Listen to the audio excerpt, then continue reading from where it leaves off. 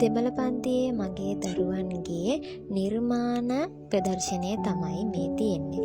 ඉතින් මේ තියෙන්නේ 7, 8, 9 ශ්‍රේණිවල දරුවන් ඒගොල්ලන්ට පුළුවන් විදිහට දෙමළ දැනුම උපයෝගී කරගෙන නිර්මාණය කරපු නිර්මාණ. ඉතින් අපි බලමු මගේ දරුවන්ගේ නිර්මාණ හැකියාව කොහොමද කියලා. මම කියලා දුන්න පාඩම් වලින් කැමති පාඩමක් තෝරගෙන එක දරුවන් ඒගොල්ලන්ට පුළුවන් විදිහට ලස්සන නිර්මාණ හදලා තිබ්බා.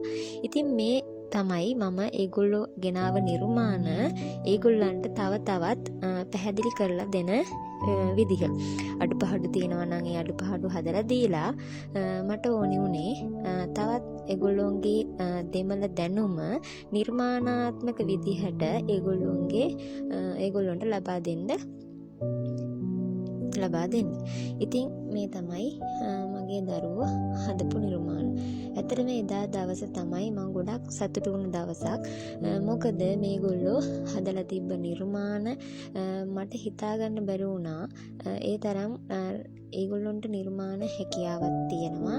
ඒගොල්ලෝ ඒවා හදලා තිබ්බ විදිහ පාඩමෙන් පාඩමට අපි ඒ හැම එකක්ම ඒගොල්ලන්ට විස්තර කරලා ලස්සනට නැවතත් පාඩම පැහැදිලි කරලා දුන්නා. ඉතින් ඒ අවස්ථාව තමයි මේ තියෙන්නේ. ඉතින් 2025 වර්ෂයේ මගේ දෙමළ පන්ති වලට සම්බන්ධ වෙන සියලුම දරුවන්ට මම මේ විදිහට නිර්මාණශීලීව ඒගොල්ලන්ට මට පුළුවන් අයුරින් මම දන්න දෙමළ දැනුම ඒගොල්ලන්ට මම ලබා දුන්නා.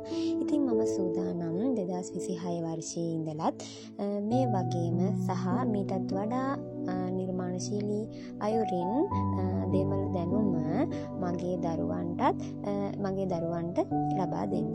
ඉතින් හැමෝටම තවත් දෙමළ දැනුම සහ නිර්මාණශීලීව ඕනෑම විෂයක් ඉගෙන ගැනීමට ශක්තිය ලැබේවා මගේ දරුවන් සියලු දෙනාටම. ඉතින් ඒකයි භාග්‍යා ටීචර්ගේ එකම බලාපොරොත්තුව.